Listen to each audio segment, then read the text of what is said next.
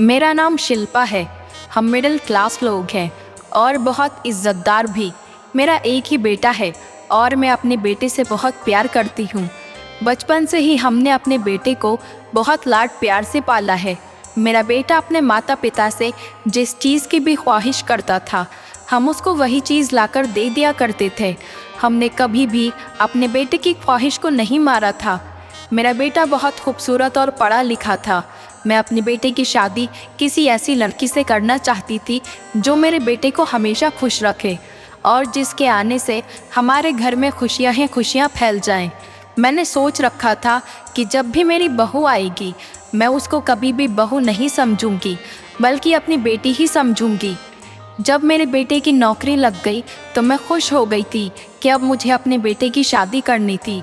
जब मेरा बेटा घर आया तो मैंने उससे कहा कि मैं तुम्हारी शादी करना चाहती हूँ और मैं तुम्हारे लिए रिश्ते ढूंढ रही हूँ।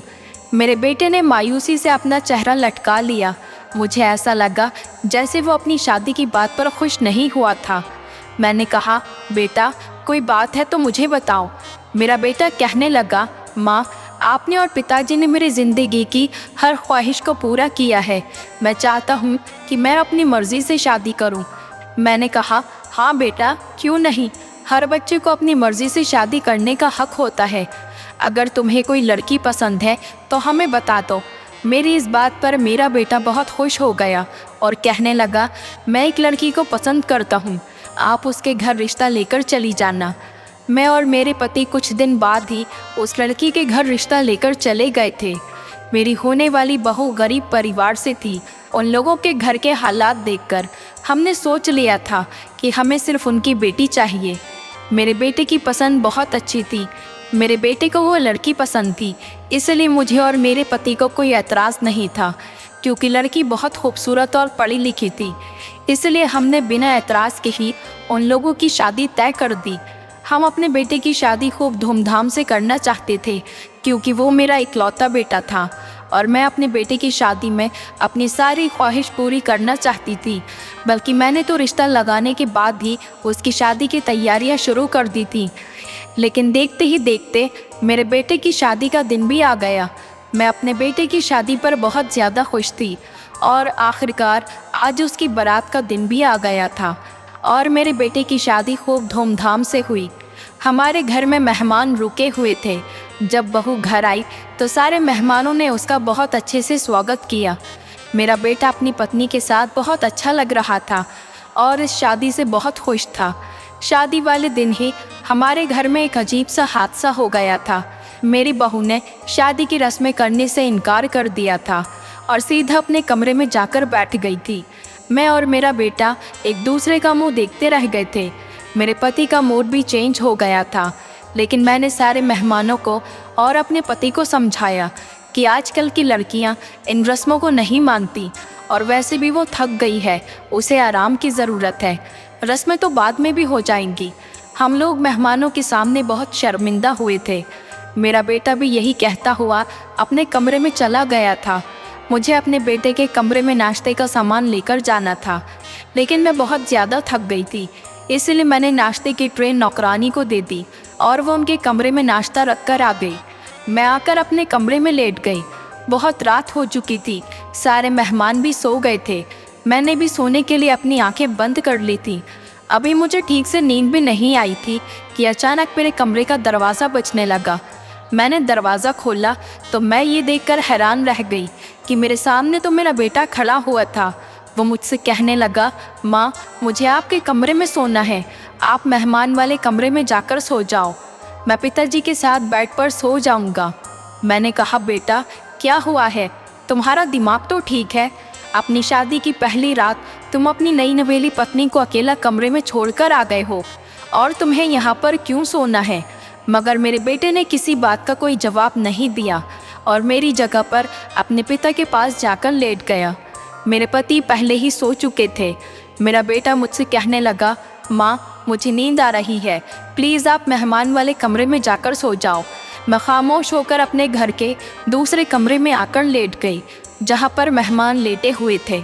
मैंने सोचा कि हो सकता है पति पत्नी के बीच कोई लड़ाई हो गई हो। मैं सुबह उठते ही सबसे पहले अनिकेत के पिता को ये सब कुछ बताऊंगी कि आखिर अनिकेत अपनी नई नवेली पत्नी को छोड़कर हमारे कमरे में सोने के लिए क्यों आ गया था। सुबह जैसे ही उठकर मैं अपने कमरे में आई, मैंने देखा कि सुबह के 6 बज रहे थे। मेरे पति तो अपनी जगह पर ही सो रहे थे, लेकिन मेरा बेटा बेड पर मौजूद नहीं था। मैं अपने मन में सोच रही थी कि अनिकेत इतनी सुबह ही अपनी पत्नी के पास चला गया। फिर जब मेरे पति भी सोकर उठ गए तो मैंने उनको इस बारे में बताया, तो वो कहने लगे कि तुम फिक्र मत करो, जब मेहमान अपने घर चले जाएंगे तब मैं उससे इस बारे में बात करूँगा। वो भी बहुत परेशान हो गए थे, कहने लगे शायद दोनों के बीच झगड़ा हो गया होगा। लेकिन उसके बाद ऐसी नौबत ही नहीं आई थी। बहू और मेरे बेटे का बिहेवियर बहुत अच्छा लग रहा था। उन दोनों को देखकर लग ही नहीं रहा था कि उनके बीच रात को कुछ हो गया था। न वो दोनों एक दूसरे से नाराज़ लग रहे थे और ना ही उनको देखकर ऐसा लग रहा था कि रात उन दोनों के बीच झगड़ा हुआ था। हम दोनों पति पत्नी उनको देखकर खुश हो गए थे। हम दोनों को जो अपने बेटे और बहू की तरफ से फिक्र थी, अब वो ख़त्म हो गई थी। हम दोनों अपने अपने कामों में बिज़ी हो गए थे और शाम तक हमारे घर के मेहमान भी अपने अपने घर को वापस लौट गए थे। लेकिन जैसे ही रात हुई, मेरा बेटा अपनी पत्नी के पास कमरे में गया। हम भी अपने कमरे में आकर लेट गए थे। जैसे ही मेरे पति को गहरी नींद आई, थोड़ी देर के बाद मेरे बेटे ने फिर से हमारा दरवाज़ा बजाया और कहने लगा, माँ आप दूसरे वाले कमरे में जाकर सो जाओ, मैं पिताजी के पास सोना चाहता हूँ। आज फिर वो मेरे कमरे में आ गया। मुझे कुछ ठीक नहीं लग रहा था। मैं खामोशी से अपने कमरे से निकलकर बराबर वाले कमरे की तरफ जाने लगी, तो आगे से गुजरते हुए मुझे एक अजीब सी आवाज़ आई। मैं घबरा गई। ये आवाज़ किसी और की नहीं बल्कि मेरी बहू की थी। वो अपने कमरे में चीख रही थी और रो रही थी। मैं परेशान हो गई। शायद आज भी मेरे बेटे और बहू के बीच में झगड़ा हो गया होगा और मेरा बेटा नाराज़ होकर हमारे कमरे में आकर सो गया। लेकिन बहू इतनी ज़ोर ज़ोर से चीख कर क्यों रो रही थी? अगले दिन सुबह होते ही मैंने फिर से अपने बेटे के पिता को ये बात बताई। वो भी परेशान हो गए थे। वो कहने लगे, अब तो अनिकेत अपनी पत्नी के साथ कमरे में बिज़ी है, मैं शाम को उससे बात करूँगा। लेकिन शाम को जब हम सब लोग एक साथ बैठे तो बहू और अनिकेत का मूड बिल्कुल ठीक लग रहा था। मेरे पति ने जैसे ही अनिकेत से बात करनी शुरू की तो वो खामोश हो गया था, क्योंकि कल की तरह आज भी उन दोनों को देखकर नहीं लग रहा था कि वो दोनों आपस में रात को झगड़ा करते हैं, बल्कि वो दोनों तो एक दूसरे से बहुत ज़्यादा प्यार से बात कर रहे थे, जैसे कि शादीशुदा पति पत्नी आपस में एक दूसरे से बात करते हैं।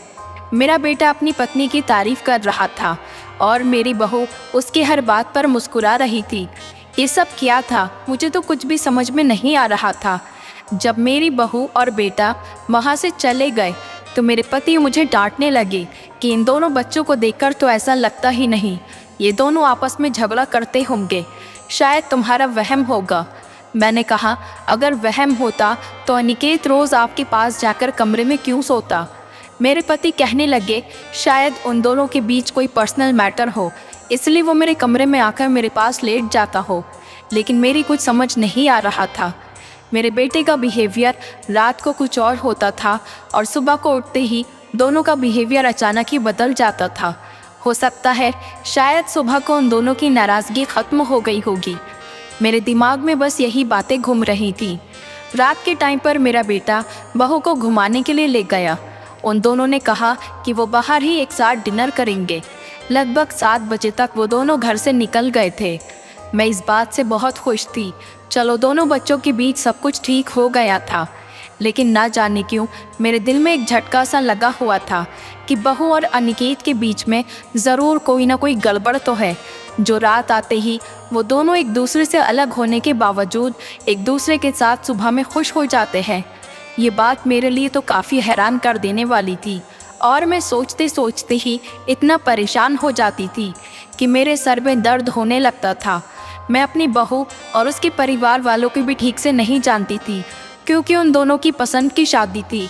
लेकिन मुझे पूरा भरोसा था कि मेरे बेटे ने किसी अच्छी लड़की से ही शादी की थी। पर जब से शादी हुई है, न जाने ये लोग रात को क्या गड़बड़ करते रहते हैं और मैं यही सोच रही थी कि इस शादी का क्या अंजाम होगा।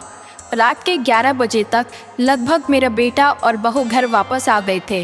वो जब घर वापस आए तो बहुत खुश नज़र आ रहे थे। मेरे बेटे ने बहू के साथ ली हुई फ़ोटो भी मुझे दिखाई। फ़ोटो में भी वो दोनों बहुत खुश नज़र आ रहे थे और उन दोनों को देखकर लग ही नहीं रहा था कि वो आपस में झगड़ते भी होंगे। मेरा बेटा और बहू बाहर से ही रात का खाना खाकर आए थे और साथ ही साथ मेरे और अपने पिताजी के लिए भी मेरा बेटा खाना पैक करवा कर लेकर आया था। जबकि हम दोनों पति पत्नी खाना खा चुके थे, लेकिन मुझे खुशी हुई थी कि मेरे बेटे को अपनी माँ और पिताजी की परवाह थी। पत्नी आने के बाद वो बदला नहीं था। थोड़ी देर मुझसे बातें करने के बाद वो दोनों अपने कमरे में चले गए। मुझे किचन का कुछ काम करना था, इसलिए मैं किचन में जाकर अपने काम में बिज़ी हो गई। 2 घंटे ही गुजरे थे कि अचानक मेरे बेटे के कमरे का दरवाज़ा खुला।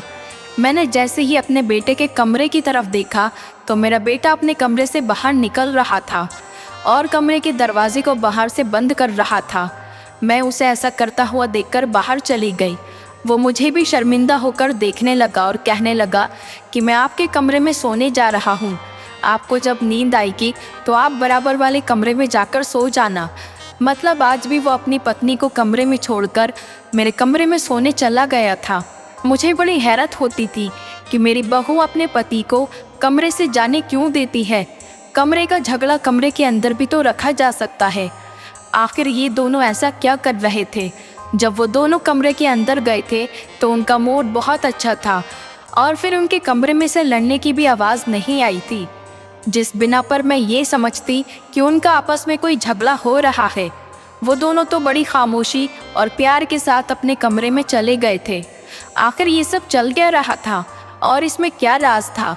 मैंने आज अपने कमरे में जाना ठीक नहीं समझा था। मैं हॉल में ही सोफे पर लेटकर सोने लग गई थी, लेकिन अचानक मुझे बहू की चीखने की आवाज़ें आने लगी और वह ज़ोर ज़ोर से रो रही थी। मैंने सोचा शायद अपने पति को कमरे से निकलने के बाद बहू को पछतावा हो रहा होगा, इसी वजह से वो इतनी बुरी तरह से रो रही है।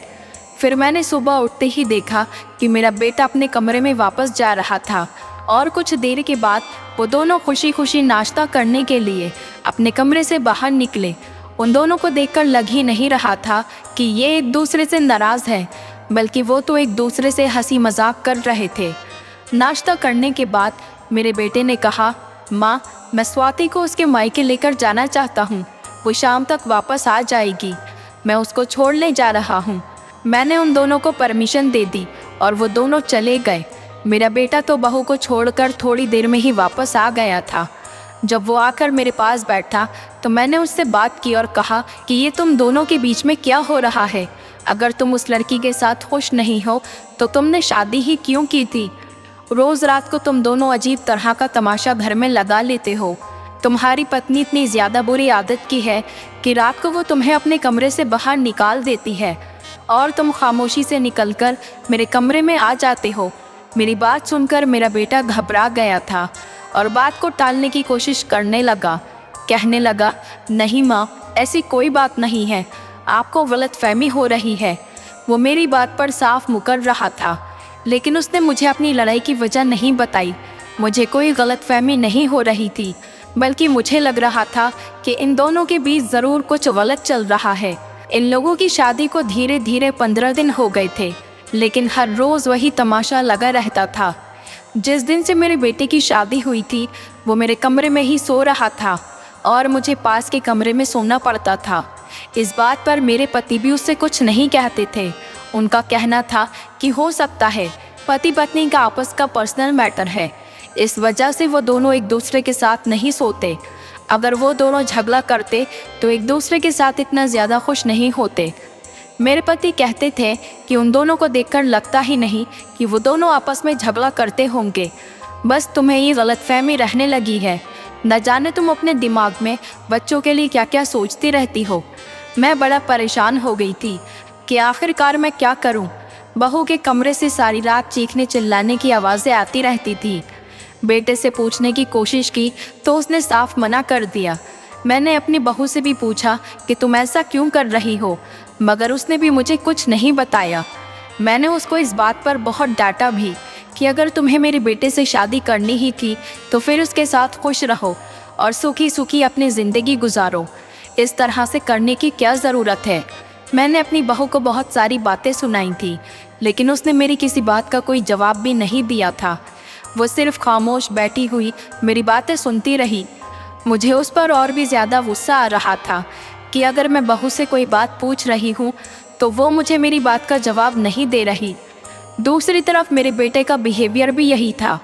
दोनों ही मिलकर सच बताने के लिए तैयार ही नहीं थे और रात को अलग अलग कमरों में सो जाते थे। और जब सुबह उठते तो इनमें आपस में इतनी ज़्यादा मोहब्बत होती कि जिसे देखकर कोई कह ही नहीं सकता कि बहू अनिकेत को कमरे से बाहर भी निकाल सकती है। दोनों रोज़ शाम को घूमने भी जाते थे और फिर घर को डिनर करके ही वापस लौटते थे। आस पड़ोस के लोग भी उनकी मोहब्बत की तारीफ़ किया करते थे, लेकिन उन्हें क्या पता था कि रात को यहाँ पर क्या तमाशा होता है। ये तो सिर्फ मैं जानती थी कि मैं किस दुख से गुज़र रही थी।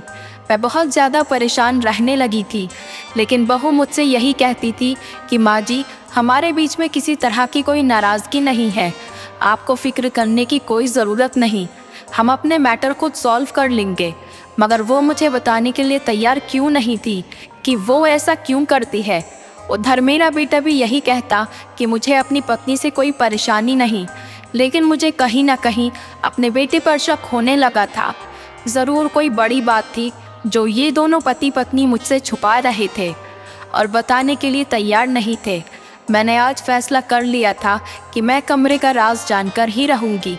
आखिर मेरी बहू बेटे को कमरे से बाहर क्यों निकालती है। मैंने अपनी बहू और बेटे पर नज़र रखनी शुरू कर दी। मेरे बेटे की ऑफिस की छुट्टियों के दिन भी ख़त्म हो गए थे और मैं भी सारा दिन घर पर ही रहती थी। जब मेरे बेटे की शादी नहीं हुई थी, मैं अकेले घर में रहती थी। इसी वजह से मैं पड़ोस में अपनी सहेली के घर चली जाती थी और थोड़ा वक्त वहाँ गुजार कर आती थी। लेकिन जब से मेरे बेटे की शादी हुई थी, मेरा वहाँ पर जाना नहीं हुआ था। अनिकेत ने भी ऑफिस जाना शुरू कर दिया था। मेरे पति तो शादी के 4-5 दिन के बाद ही नौकरी पर जाने लगे थे और पति और बेटे का कारोबार अच्छा था। मैंने यही सोचा था कि अब मैं घर पर ही रहूँगी और अपनी बहू पर नज़र रखूँगी और देखूँगी कि वो ऐसा क्यों करती है। उसका ऐसा करना बिल्कुल ठीक नहीं है, लेकिन मैं सारा दिन उसके साथ घर में दिन गुजारती थी। मुझे उसकी किसी भी हरकत पर शक नहीं होता था। फिर ना जाने क्यों वो मेरे बेटे को कमरे से बाहर निकाल दिया करती थी। एक दिन मैंने सोचा कि मेरा बेटा जब अपने कमरे में जाएगा तो मैं उन दोनों के बीच की बातें सुनूंगी और कमरे की खिड़की से झांक कर देखूंगी कि वो दोनों आपस में क्या करते हैं। वो दोनों पहले तो इधर उधर की बातें कर रहे थे। मुझे लगा शायद उन दोनों के बीच सब कुछ ठीक है। मैं पीछे पलटकर अपने कमरे की तरफ आने ही लगी थी कि इतनी देर में जब मैंने अपने बारे में बात होती सुनी तो मैं उन दोनों की बात सुनकर रुक गई और बात को गौर से सुनने लगी। मेरी बहू बेटे से कह रही थी कि माँ जी तो हम दोनों के पीछे हाथ धोकर पड़ गई हैं। बस हमेशा यही जानने में लगी रहती हैं कि रात को तुम कमरे के बाहर क्यों निकल जाती हो। उन्हें ऐसा लगता है कि मैं तुम्हें कमरे से बाहर निकाल देती हूँ। तुम अपनी माँ को समझा दो कि वो हमारे बारे में जानने की ज़्यादा कोशिश न करें और हमारे मामलात से दूर रहें। हम दोनों खुशी खुशी ज़िंदगी गुजार रहे हैं और उनके सामने भी हंसी खुशी रहते हैं। न जाने उन्हें हमसे क्या प्रॉब्लम रहती है। बहू की ऐसी बातें सुनकर तो मुझे गुस्सा आ गया था, लेकिन मुझे ऐसा लगा कि मेरा बेटा मेरे खिलाफ अपनी पत्नी से ये बात नहीं सुन सकता। लेकिन जो बात मेरे बेटे ने कही वो सुनकर तो मैं हैरान रह गई थी। मेरे बेटे ने अपनी पत्नी से कहा कि तुम फिक्र मत करो, मैं माँ को समझा दूँगा। और फिर मेरा बेटा रात के टाइम पर मेरे पास आया और मुझे समझाने लगा, कहने लगा, मेरी पत्नी मेरे साथ बहुत अच्छे से और प्यार से रहती है, आपको हमारे मैटर में बोलने की कोई ज़रूरत नहीं। ये सुनकर मेरी आंखों में आंसू आ गए थे। क्या इसी दिन के लिए मैंने अपने बेटे की शादी कराई थी। मैंने फ़ैसला कर लिया था कि अब मैं उनके किसी भी मामलात में दखल अंदाज़ी नहीं करूँगी। और फिर मेरे बेटे ने ये भी कहा कि अगर आपने हमारी शादीशुदा ज़िंदगी के मामलात में दखल अंदाज़ी करने की कोशिश की तो मैं ये घर छोड़कर अपनी पत्नी के साथ दूसरे घर में शिफ्ट हो जाऊंगा। ये बात सुनकर तो मैं रोने लगी थी और तभी से मैंने सोच लिया था कि वो दोनों अपना अच्छा बुरा खुद जानते हैं। जब वो दोनों अपनी ज़िंदगी में खुश हैं तो मेरा बोलने का कोई मतलब ही नहीं बनता। लेकिन मेरे बेटे और बहू का रोज़ का वही रूटीन बना हुआ था। मैं दूसरे वाले कमरे में शिफ्ट हो गई थी और मेरे पति के साथ मेरा बेटा सोता था। मैं चाहती तो अपने बेटे से भी कह सकती थी कि तुम बराबर वाले कमरे में सो जाया करो, लेकिन अब मैंने उससे ज़्यादा बातचीत करना छोड़ दिया था। इसीलिए मैं मजबूरी में अपनी जगह अपने बेटे को देकर बराबर वाले कमरे में सोने लगी थी। लेकिन मुझे ये भी टेंशन होती थी कि बहू सारी सारी रात चिल्ला चिल्ला कर रोती है। लेकिन अब मैंने इस बारे में ज़्यादा सोचना बंद कर दिया था। मैं बहू से भी ज़्यादा बात नहीं किया करती थी। एक दिन मेरे पड़ोस में रहने वाली सहेली मुझे अपने साथ मार्केट लेकर चली गई। मैं रिक्शा में बैठी हुई थी और हम मार्केट से वापस आ रहे थे। तभी अचानक मेरी नज़र सड़क पर चलती हुई लड़की पर गई। वो लड़की कोई और नहीं बल्कि मेरी बहू स्वाति थी और उसके साथ एक उम्र दराज आदमी भी मौजूद था। यह आदमी उसका पिता या भाई तो नहीं था। रिक्शा चला गया था, वरना मैं ध्यान से देखती मेरी बहू के साथ कौन था। जब मैं घर पहुंची तो मेरे जाने के 10 मिनट बाद ही बहू भी घर पर आ गई थी। मैंने अपनी बहू से पूछा, स्वाति तुम कहाँ पर गई थी? तो वो कहने लगी कि मैं अपने मायके गई थी और अभी रिक्शा में बैठकर यहाँ पर आई हूँ। लेकिन मैंने सोचा कि स्वाति तो मुझे पैदल आती हुई नज़र आ रही थी, इसका मतलब वो मुझसे झूठ बोल रही थी। मेरी आंखों ने कुछ गलत नहीं देखा था। मैंने खुद स्वाति को पैदल आते हुए उस उम्रदार आदमी के साथ चलते हुए देखा था और स्वाति कह रही थी कि वो रिक्शा में बैठकर यहाँ पर आई है। लेकिन मेरे दिल में अजीब अजीब ख्यालात आ रहे थे। मुझे ऐसा लग रहा था स्वाति मुझसे बहुत बड़ा झूठ बोल रही है। कुछ दिन बाद जब मैं मंदिर गई तो फिर से मैंने रास्ते में स्वाति को उसी आदमी के साथ चलते हुए रास्ते पर देखा था। अब तो मुझे पक्का यकीन हो गया था कि स्वाति मेरे बेटे के साथ कुछ गलत कर रही है और उसे धोखा दे रही है। इसने मेरे बेटे से ना जाने क्यों शादी की थी, जब चोरी चुपके उसे इस आदमी से मिलना था। मैं समझ गई थी कि स्वाति ने किसी न किसी मजबूरी में आकर ही अनिकेत के साथ शादी की है, क्योंकि उसने अभी तक मेरे बेटे को दिल से एक्सेप्ट नहीं किया था। वो रात को मेरे बेटे को कमरे से बाहर निकाल दिया करती थी। आखिर यही वजह हो सकती है जो स्वाति रोज़ रात को ऐसा करती थी। मेरा बेटा तो बहू से दिल से मोहब्बत करता था, तो फिर बहू ये क्या खेल खेल रही थी। मेरा बेटा अपनी पत्नी की हर बात मानता था, जैसा वो कहती थी वैसा ही किया करता था। अब की बार जब स्वाति अपने मायके का बहाना लेकर घर से बाहर निकली तो मैं भी उसके पीछे पीछे चोरी चुपके निकल गई थी और उसका पीछा करने लगी। लेकिन एक पतली सी गली में जाकर वो कहीं खो गई थी। मैंने उसे ढूंढने की बहुत कोशिश की, लेकिन मुझे वो कहीं भी नज़र नहीं आई। मैं बहुत देर तक वहीं खड़े होकर उसके आने का इंतज़ार करती रही। तभी अचानक मुझे एक रिक्शा मिल गया। मैं उस रिक्शा में बैठकर घर आने ही वाली थी कि अचानक उस पतली सी गली से वो उम्रदार आदमी और स्वाति बाहर निकले। वो दोनों आपस में कुछ बातें करते हुए आ रहे थे। तभी मैंने अपना मोबाइल निकाला और उनकी वीडियो अपने मोबाइल में रिकॉर्ड करने लगी। उनकी वीडियो मैंने अपने पास सबूत के तौर पर सेव कर ली थी ताकि ये वीडियो मैं अपने बेटे को दिखा सकूं। लेकिन सिर्फ एक वीडियो ही मेरे लिए काफ़ी नहीं थी। मुझे और भी सबूत इकट्ठे करने थे ताकि मैं स्वाति का पर्दाफाश कर सकूं। मैं बैठे बैठे अपने दिमाग पर जोर डालकर गहराई के साथ सोच रही थी। तभी मेरे दिमाग में एक आइडिया आया कि मुझे देखना होगा कि मेरी बहू कमरे के अंदर क्या करती है। इसलिए मुझे उसके कमरे के अंदर किसी तरह से जाना होगा। मैं देखना चाहती थी कि रात को मेरे बेटे और बहू के बीच में ऐसा क्या होता है जो मेरा बेटा कमरे से बाहर निकल जाता है और मेरी बहू चीख चीख कर रोती है। आज मेरे बेटे की छुट्टी थी और वो अपनी पत्नी को लेकर बाहर घूमने गया हुआ था।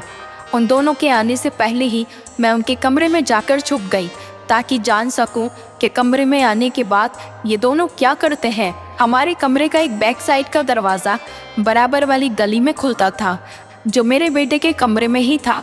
मुझे यकीन हो गया था कि ज़रूर या तो मेरी बहू उस आदमी से फ़ोन पर बातें करती है या फिर रात बीच में उसे मिलने के लिए बुलाती होगी, इसलिए दरवाज़ा भी खुला रहता है। मुझे अपने बेवकूफ़ बेटे पर गुस्सा आया जो इस लड़की से पागल बन रहा था और ये लड़की उसे बेवकूफ़ बनाई जा रही थी। बल्कि इस लड़की को तो मेरे बेटे में कोई इंटरेस्ट ही नहीं था, तभी तो वो उसकी कदर भी नहीं करती थी। मैं आज अपनी बहू को रंगे हाथों पकड़ना चाहती थी और मेरे मोबाइल में वो वीडियो भी मौजूद थी। रात के 11 बज रहे थे जब मेरा बेटा और बहू कमरे के अंदर दाखिल हुए। कुछ देर तक तो वो बैठकर आपस में बातें करने लगे। उनकी बातों से ऐसा नहीं लग रहा था कि उनके बीच झगड़ा होता है। लगभग 1 घंटे तक वो दोनों प्यार भरी बातें करते रहे। मैं उन दोनों की इन बातों पर कोई ध्यान नहीं दे रही थी और चोरी चुपके अलमारी के दरवाजे के पीछे खड़ी हुई थी। मैं तो बस यही चाहती थी कि स्वाति की सच्चाई मेरे बेटे के सामने खुलकर आ जाए। रात के 12:30 बज चुके थे। मेरे बेटे ने बहू से कहा, अब उनके आने का टाइम हो गया है, अब मुझे जाना होगा। मेरे बेटे ने अपनी पत्नी को गले लगाया और उसका माथा चूमते हुए कहने लगा कि मैं जा रहा हूँ, तुम अपना ख्याल रखना। वो दरवाजे से बाहर निकल गया। उसके बाहर निकलते ही मेरी बहू ने किसी को कॉल लगाई। मेरा अंदाज़ा बिल्कुल सही था। मेरी बहू कुछ तो गलत कर रही थी जिससे मैं अनजान थी, और शायद मेरा बेटा भी। मुझे अपना शक सही होता नज़र आ रहा था। मेरी बहू उस आदमी के साथ मिली हुई थी, लेकिन ना जाने वो क्या करना चाह रही थी। वो बहुत देर तक फ़ोन पर बातें करती रही, लेकिन मुझे फ़ोन पर बातें करने की आवाज़ ठीक से सुनाई नहीं दे रही थी। कुछ देर बाद ही घर के अंदर जो दरवाज़ा था, उस दरवाजे पर दस्तक हुई। मैं घबरा गई थी क्योंकि उस दरवाजे से कोई भी अंदर नहीं आता था। मेरी बहू ने जब दरवाज़ा खोला तो मैं हैरान रह गई कि ये तो वही आदमी था जिसको मैंने उसके साथ रास्ते में चलता हुआ देखा था। मुझे अपनी बहू पर बहुत गुस्सा आ रहा था कि रात के टाइम पर बंद कमरे में उसने किसी गैर मर्द को बुलाया था, जो कि ना उसका कोई रिश्तेदार था और ना ही उसका पति था। तो फिर वो भी यहाँ पर अकेले कमरे में एक खूबसूरत कम उम्र की औरत के साथ क्या करने आया था। मैंने सोच लिया था कि अगर ये दोनों कुछ भी गलत करेंगे तो मैं शोर मचाकर अपने पति और बेटे को कमरे के अंदर बुला लूँगी और रंगे हाथों अपनी बहू और इस आदमी को पकड़वा दूँगी।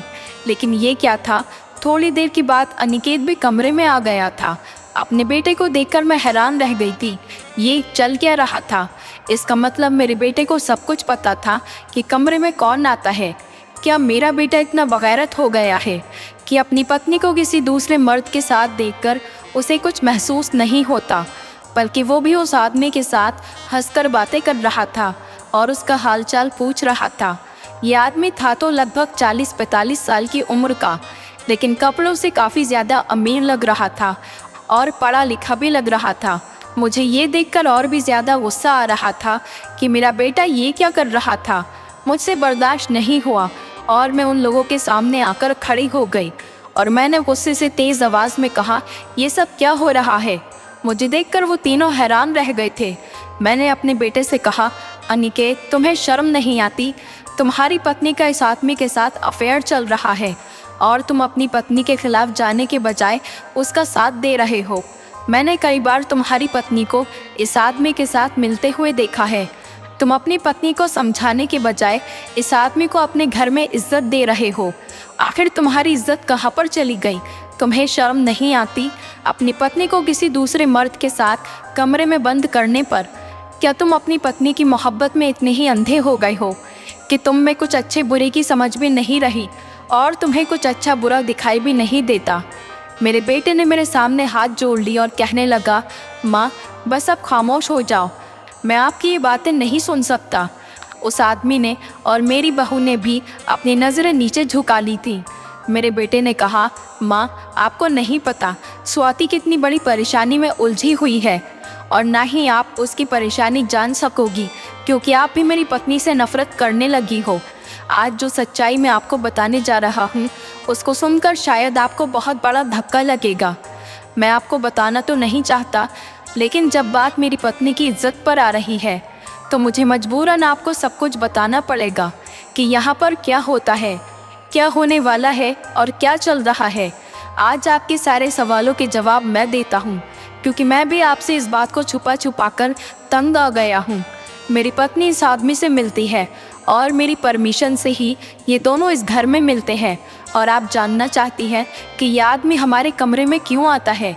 क्योंकि ये एक साइकेट्रिस्ट है और ये इस शहर के जाने माने साइकेट्रिस्ट हैं। स्वाति शादी से पहले से ही इनकी पेशेंट है और ये मेरी पत्नी का इलाज करने के लिए यहाँ पर आते हैं। अपने बेटे की बात सुनकर मैं सोच में पड़ गई थी कि कैसा इलाज और क्या हुआ है बहू को। अनिकेत ने बताया कि स्वाति एक दिमागी पेशेंट है। इसके पिता शादी से पहले स्वाति का इलाज नहीं करवा सकते थे क्योंकि उनके पास इतने पैसे ही नहीं थे कि वो बड़े डॉक्टर से स्वाति का इलाज करवा सके। मैंने स्वाति के पिता से वादा किया था कि मैं स्वाति का इलाज करवाऊंगा और शादी के बाद भी करवाऊंगा क्योंकि स्वाति का इलाज 4 महीने का है। स्वाति दिमागी मरीज है, पहले बहुत ज़्यादा थी लेकिन अब ट्रीटमेंट होने से धीरे धीरे ठीक हो गई है। ये डॉक्टर सुमित शर्मा हैं, ये शहर के बहुत बड़े साइकेट्रिस्ट हैं। मैं आप लोगों को ये बात नहीं बताना चाहता था क्योंकि अगर मैं आपको ये बताता कि मेरी पत्नी दिमागी मरीज़ है तो आप मेरी शादी उससे कभी भी नहीं करवाते। आपको भी ऐसा ही लगता कि स्वाति पागल है, जबकि ऐसा नहीं है। वो पागल नहीं, बस कभी कभी उसको दौरे पड़ जाते हैं जिसकी वजह से उसकी तबीयत ख़राब हो जाती थी। लेकिन मैं नहीं चाहता था कि आप स्वाति को पागल समझें और उससे मेरी शादी ना होने दें, इसलिए मैंने आपसे ये बात छुपा कर रखी थी। डॉक्टर रात को फ्री होने के बाद यहाँ पर स्वाति का ट्रीटमेंट करने के लिए आते हैं और अपनी कुछ मशीन स्वाति के सर पर लगाते हैं जिससे उसको तेज़ दर्द होता है और वो ज़ोर ज़ोर से चिल्लाती है। मैं उसको इस तरह से तकलीफ़ में नहीं देख सकता था, इसलिए मैं कमरे से रोज़ बाहर निकलकर आपके कमरे में सोने के लिए चला जाता था। 1 घंटे का ट्रीटमेंट करने के बाद डॉक्टर इस दरवाजे से ही अपने घर को वापस लौट जाते थे और मैं रात के 4-5 बजे अपनी पत्नी के पास आ जाता था ताकि उसे हौसला दे सकूं। यही वजह थी जिस वजह से मैं कमरे के बाहर चला जाता था और स्वाति चिल्ला चिल्ला कर रोती थी। मैं अपने बेटे की ये बात सुनकर शर्मिंदा हो गई थी कि मेरी बहू बीमार है और मैं इतनी आगे चली गई थी कि उसके कैरेक्टर पर ही शक करने लगी थी। मैंने अपनी बहू को गले से लगा लिया और उससे माफ़ी मांगने लगी, लेकिन मैंने अपने बेटे से कहा कि क्या तुम्हें अपनी माँ पर भरोसा नहीं? अगर तुम मुझे स्वाति की हालत के बारे में बताते तो मैं खुद अपनी बहू का इलाज करवाती। मैंने हमेशा तुम्हारी खुशी के आगे हार मानी है। मैं कभी भी स्वाति को पागल नहीं समझती बेटा। माँ ने डॉक्टर से भी माफ़ी मांगी और कहने लगी कि मेरी बहू कब तक ठीक हो जाएगी। डॉक्टर ने बताया कि आपकी बहू अब काफ़ी हद तक बेहतर हो चुकी है, बस कुछ दिन का ट्रीटमेंट और है, फिर ये बिल्कुल ठीक हो जाएगी। ये सुनकर मुझे बहुत खुशी हुई। अब मैं खुद अपनी बहू का इलाज करवा रही हूँ और जब रात को डॉक्टर साहब उसका ट्रीटमेंट करने आते हैं तो मैं अपनी बहू के साथ बैठकर उसका हौसला बढ़ाती हूँ। अब मेरे घर में सब कुछ ठीक चल रहा है क्योंकि अब मेरे सामने अपनी बहू बेटे की हकीकत खुलकर आ गई है। मेरी बहू अब ठीक हो गई है और मेरे दोनों ही बच्चे बहुत खुश हैं। मेरे पति को जब ये बात पता चली थी तो उन्होंने भी मुझे ही डांट लगाई थी। उन्होंने कहा कि मैंने तो तुमसे पहले ही कहा था बच्चों के बीच कुछ पर्सनल मैटर होगा, लेकिन तुम मानने के लिए तैयार ही नहीं थी। मैंने सोचा जो होता है अच्छे के लिए ही होता है। अब हमारी फैमिली हंसी खुशी घर में रहती है और मेरी बहू अब प्रेग्नेंट भी है। मैं अपने परिवार के साथ बहुत खुश हूँ। दोस्तों, उम्मीद करती हूँ आपको हमारी कहानी पसंद आई होगी। कहानी पसंद आई है तो वीडियो को लाइक करें, चैनल पर नए हैं तो चैनल को सब्सक्राइब करें और हाँ, नोटिफिकेशन बेल को ज़रूर दबाएं ताकि अगली अपडेट सबसे पहले आपको मिले।